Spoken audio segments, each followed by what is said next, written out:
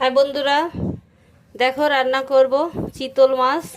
লবণ দিয়ে দিলাম, একটু মরিচের গুঁড়া, হলুদ। দেখো হলুদ লবণ দিয়ে মাখানো হয়ে গেছে। ওদের মাছগুলো ভেজে নিব।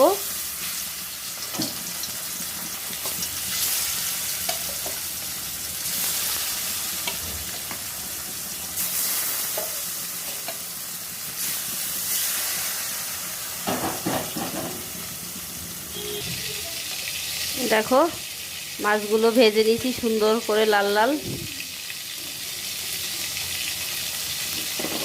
এরকম ভাজা মাছ খেতেও ভালো লাগে, দেখতেও ভালো লাগে, আর ভাজতেও ভালো লাগে। আর তোমাদের কেমন লাগে কমেন্ট করে জানিও প্লিজ। আমার চ্যানেলটাকে সাবস্ক্রাইব করো।